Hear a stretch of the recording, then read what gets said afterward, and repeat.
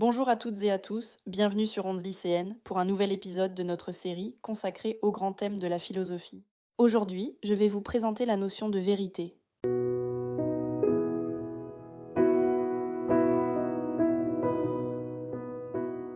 Tout d'abord, qu'est-ce que la vérité?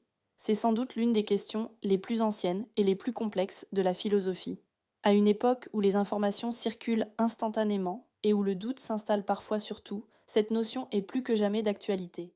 Pour commencer, rappelons une définition simple. La vérité est l'accord entre ce que l'on affirme et la réalité. Elle s'oppose donc directement au mensonge, à l'illusion et à l'erreur.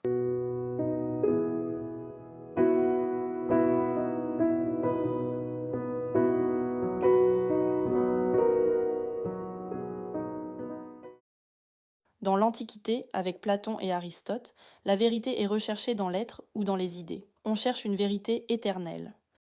Pour Aristote, la vérité est une question de correspondance. Si je dis il pleut et qu'il pleut réellement, mon affirmation est vraie. C'est simple et objectif.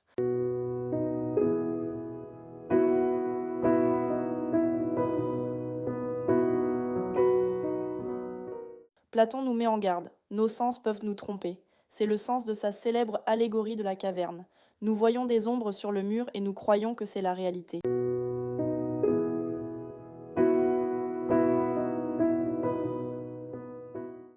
Aujourd'hui, on pourrait comparer cela à quelqu'un qui croit aveuglément à une fake news sur les réseaux sociaux. Il pense voir le vrai, mais il est prisonnier d'une illusion.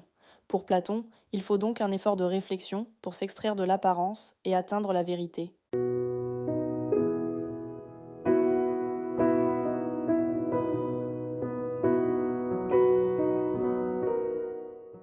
Au Moyen Âge, cette vérité est souvent liée à la foi et aux dogmes religieux.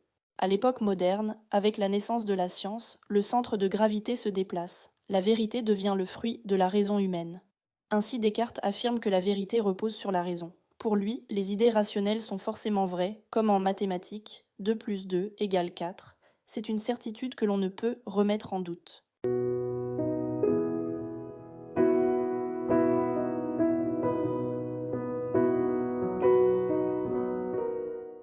Aujourd'hui, nous sommes dans une ère de la vérification permanente. La vérité scientifique évolue constamment avec le progrès des connaissances, mais elle est aussi confrontée aux défis des réseaux sociaux et du relativisme. Au XIXe siècle, Nietzsche introduit une nuance importante. Pour lui, la vérité absolue n'existe peut-être pas. Il dit « Il n'y a pas de faits, seulement des interprétations ». Selon lui, la vérité dépend souvent du point de vue, de notre culture ou de notre langage. Dans un débat politique, par exemple, deux personnes peuvent avoir des arguments opposés et chacune pense détenir la vérité. La vérité devient alors une question d'interprétation.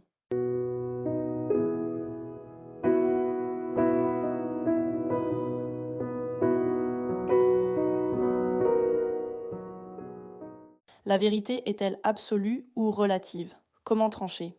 La science nous apporte un modèle. Elle cherche des vérités objectives fondées sur des preuves. Mais elle a l'humilité de reconnaître qu'elle évolue. On pensait autrefois que le Soleil tournait autour de la Terre. C'était une vérité, à l'époque, avant que la science ne la corrige. Cela montre que la vérité scientifique est rigoureuse, mais jamais figée. Enfin, n'oublions pas la dimension morale. Comme le soulignait Kant, dire la vérité est un devoir. La vérité n'est pas seulement un problème intellectuel, c'est aussi un engagement éthique envers les autres.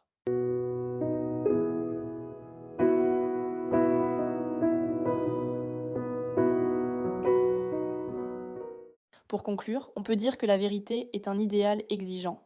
Elle n'est pas une donnée immédiate. Elle demande un effort constant de réflexion et d'esprit critique pour ne pas se laisser enfermer dans l'opinion ou l'illusion. Si, comme le pensait Nietzsche, nous sommes limités par nos propres interprétations, nous devons, comme le souhaitait Descartes, utiliser notre raison pour douter et chercher à nous rapprocher, autant que possible, de ce qui est réellement vrai.